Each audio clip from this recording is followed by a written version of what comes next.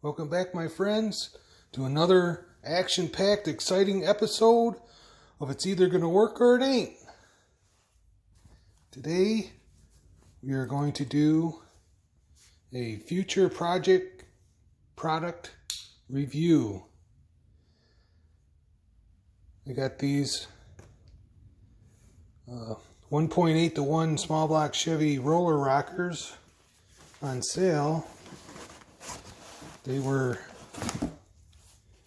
$60, and I'm opening them live. Well, recorded anyway. So, whatever's in the box,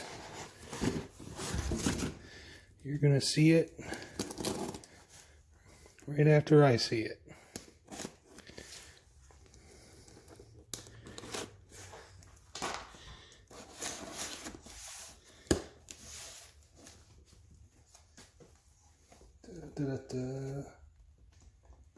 Here we go.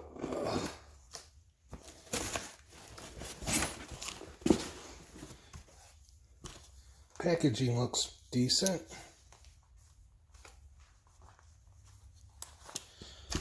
Okay.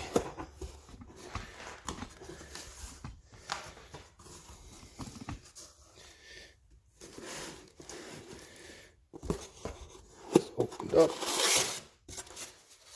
Ooh. Cat. This brand comes up on the internet, on eBay once in a while, but when they run out of whatever they're selling of this brand, they kind of disappear for a while until they all get sold, and then the next batch comes in.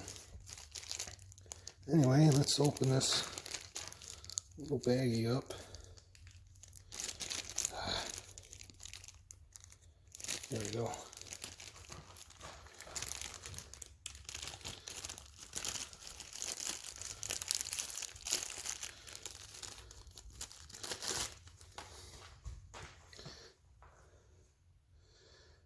Looks like a decent rolly rocker.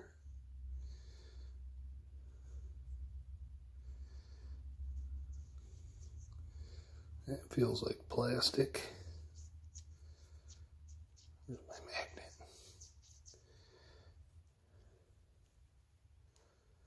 It's supposed to hold 750 pounds of open spring pressure. Let's see what it says here. Aluminum alloy rockers are manufactured through an extrusion process under 1,500 tons of extrusion machining for providing the best strength and reliability for the racing engine. I'm going to have to take a break. I need a drink of water. Be right back. Alright, I'm back. Where were we? Let's see.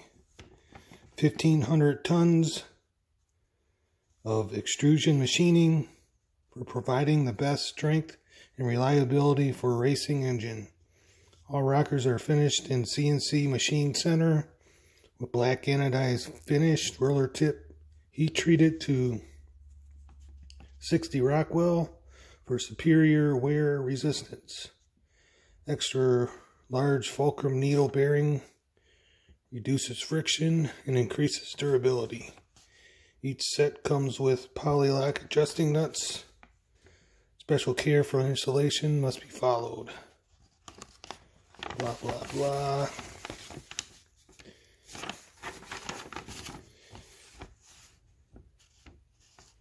Always use new push rods and pre-oiled through holes. Clean the entire rocker arm and apply a small amount of lube on all contact surfaces.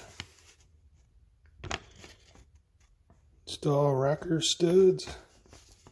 blah, blah, blah.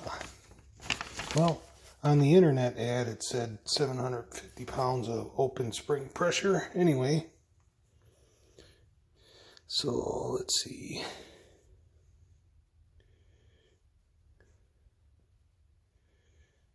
Right on here it says 350A, 1.8, and 690 on there.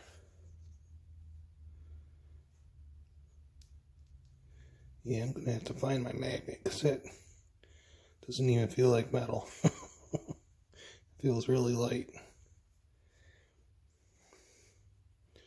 The push rod pocket gets some light. There we go.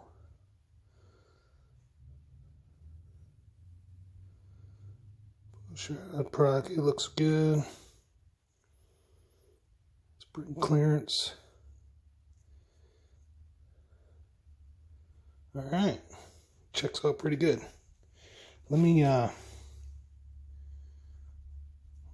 move some stuff around and we'll check it out on what it looks like on the engine.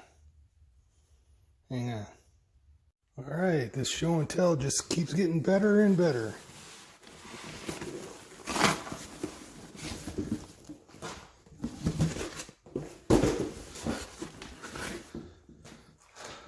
I picked these up on sale. Small block Chevy 6 1/4 inch rods for a future project that were on sale for $160.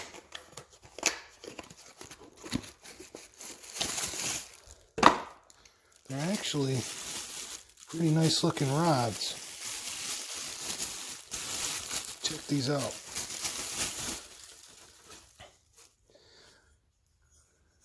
They're rated at 500 horsepower and 6,000 RPMs, but I think I can get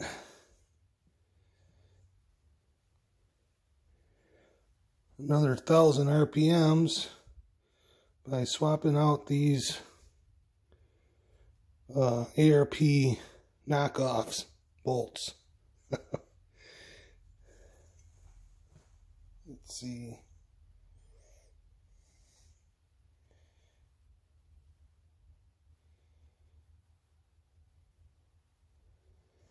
They say 8640. 8740 is the entry-level grade ARP bolt that would bring the RPMs up to 700 or 7,000. But I have, these are 3/8 bolts. I bought some NASCAR bolts, takeouts, for like 40 bucks. They were car bolts. Those are good for 10,000 RPMs and 1,000 horsepower. But they're used.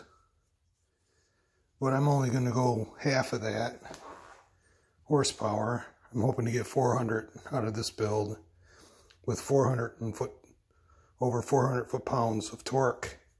I'm going to copy an old Hot Rod magazine build. It's a 352, I believe the article was. The article was called the small block Chevy that something 350. The 350 small block Chevy the Chevy should have made, or something like that. I'll put a link in the description for the article. They used a long rod, 6.2 rod. These are 6 1/4. And they managed to get 400 and 30 foot-pounds of torque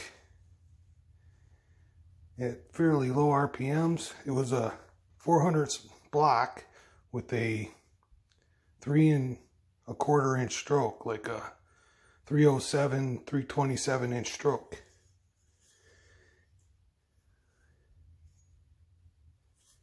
And they managed with a very mild cam too. They pumped up the compression because it's such a short stroke and long rod. They were guessing that the compression ratio could go to 11, like the legendary 327. But they use aluminum heads, so that's like 10 to 1. So there's a little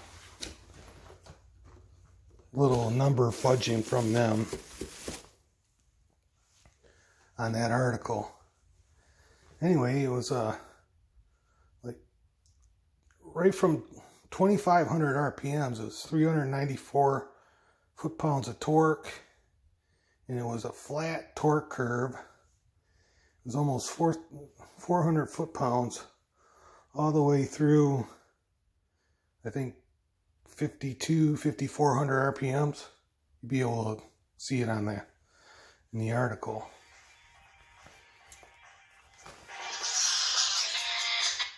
Sorry about that. And also the article, yeah, the rod ratio. They are claiming that you could run higher compression because there's less actuation with the short stroke, and there's more dwell time on the top. While the rod comes up, it's dwelling, and then,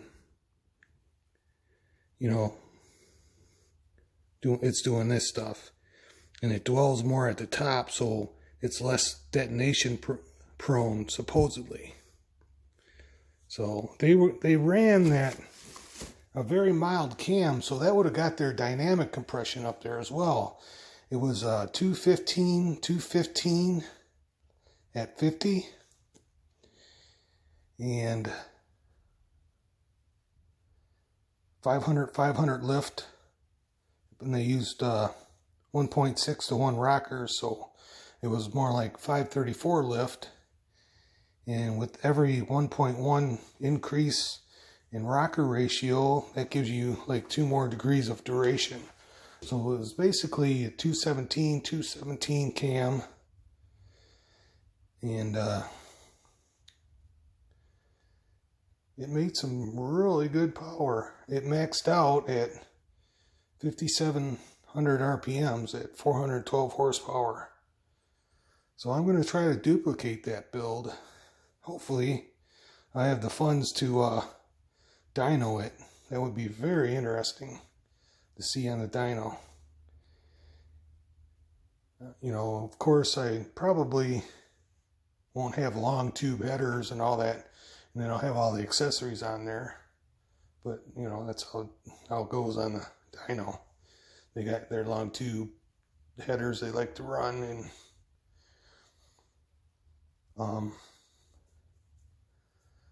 going to try to run some kind of spider injection, but not on the dyno. I'll probably have a carbon maker to run it on the dyno and see what we get numbers wise. If I'm thinking about retrofitting the RPM air gap style intake with the throttle body, and getting some longer hoses on the spider, and have the spider on the outside, mounted on the outside of instead of in between the upper and lower intake. Something like that. This should explain it. I pre-recorded that earlier, and I'll throw it into this spot. Here's something to consider. Adapter plate for the throttle body to go on an intake that'll flow some air. Get some longer tubes and make them go into the corresponding ports.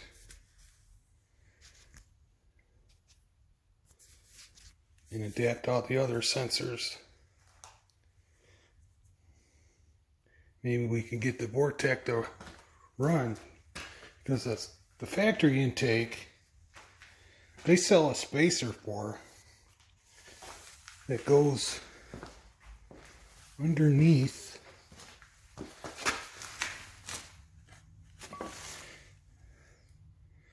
the upper intake that spaces it up 1 inch, and it's supposed to give like 15 horsepower and 15 foot-pounds of torque, which tells me that Vortec engines are suffering from air, because this thing is underneath the upper intake, blocking the flow of air, which is kind of a crappy design. I can get these longer, get some tubing that's longer, and lengthen the wire on here, and drill them out to go into the ports here on this air gap style intake with an adapter, open hole adapter for here to sit up a little higher, so the throttle blade can actuate. I think it would run a heck of a lot better.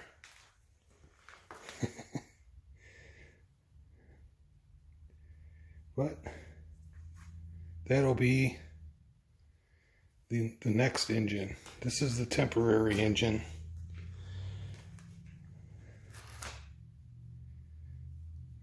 The next engine build, I'll look into retrofitting one of these spiders on here. I think that's a great idea. Get some airflow into these Vortecs. Make them run. I don't know if these are supposed to be 19 pounds per hour injectors. I'd have to look into that to see if that can support that much airflow this style intake would give it. I was even thinking about drilling the two sides here and plumbing in the EGR valve.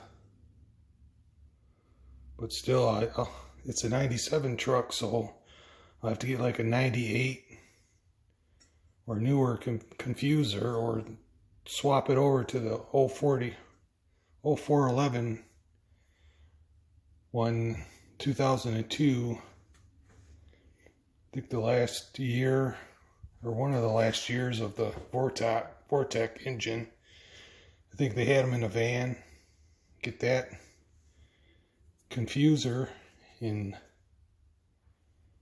adapt it to the 97, and we may have a hybrid. But still, I've been looking. If anyone knows how much these the spider injection, how much power a spider injection setup can support, please leave that in the comments. This is the upgraded style. It's got the It's got the mini injectors on the end instead of the poppet valves. They used to have the injectors up here, and they would fire the injector, and the pressure from the gas going down the tube would open the poppet valve and spray. The newer upgraded style has the injectors right at the end, which is kind of neat. If I could change the length of this to make it go on a regular intake, that might be something to look at. I don't know. Leave it in the comments. Let me know what everyone thinks. Thanks. So yeah, those are the two products I'm not actually reviewing. It's kind of more of a preview. I actually bought 2 sets of those 1.8s. The Hot Rod Magazine build, where they use that roller cam with 215. I got the cam that I bought in here. I'm going to try. It's a factory roller cam that I talked about in a different episode. It's similar to that one, coincidentally. I got this cam before I read that article, but this one I have is 500 lift, 206 duration at 50, 112 lobe separation. I forgot what the lobe separation. You'll see it in the article on the other cam. But anyway, if I use 1.8 to 1 rockers with this cam, that's 3 to 1 more ratio than the 1.5 to 1. That would give me 600 lift and 6 more degrees of duration at 50. So it will be a 212 duration. So that'll be interesting. Yeah, I'm going to try to make a factory roller block work in a non-factory roller block. I got a few ideals. I'm hoping I can drill 4 holes here for 4 flathead screws, but I got to measure how thick that is to see what size. I think a 1032 would work. Get the fine thread, because it's got to be a pretty short screw. 4 flatheads, and then I can cut these ears off, just have the round part, and it'll be bolted to the old style block, and I'll be able to use a new style factory cam, roller cam, because we can get them shipped for $180 for a regrind factory, that's what this one is. I figured it's either going to work or it ain't, so I grabbed it. And this method is either going to work or it ain't. I got to unbury my Bridgeport in my other garage before I can get to this project, though. And it's kind of colder over there than here.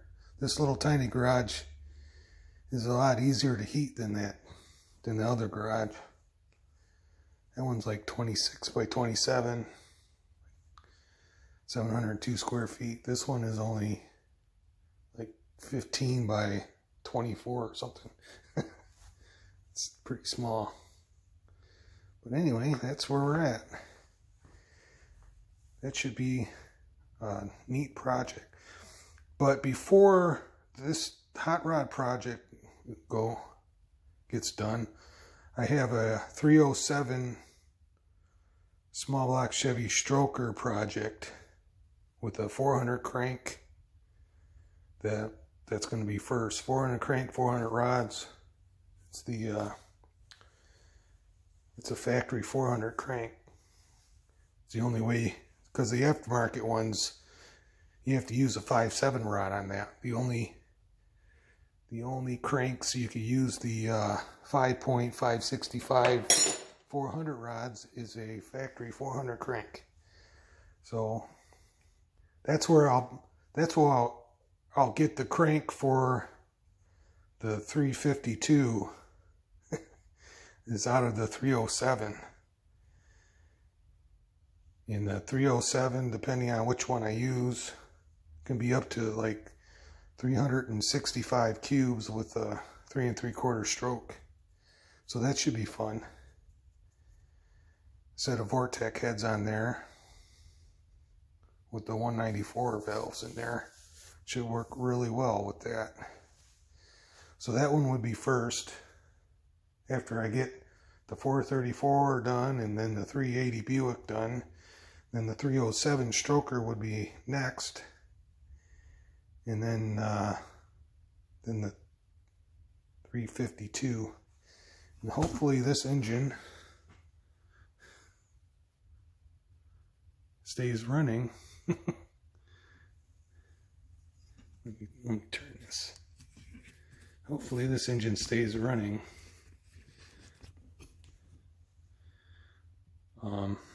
long enough for until the other one's built. Because the crank and the rods were all right. I mean, you know, it was kind of a dirty build. There's some little bit of tiny scratching on it.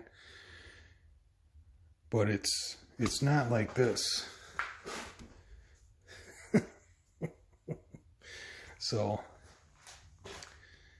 but even though this one is messed up like that, the leak down test was really good on all 8 cylinders. It was actually better on this engine than it was on this one. I don't know, maybe because it was sitting. Number 1 and number 2 were just barely in the green on the leak down tester. They could have dried out a little though, so that might, where you know, the rings might be a little stuck from sitting. We'll see.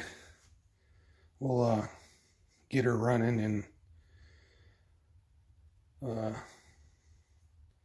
after 1,000 miles or so, I'll change the oil, and then maybe I'll do another leak down test while it's in the truck. See if it's good. All right, make sure to subscribe, hit the bell, share the video if you liked it, and comment below. It helps the algorithm, I heard, somehow. Thanks for watching. Stay tuned for the next exciting episode of It's Either Gonna Work or It Ain't.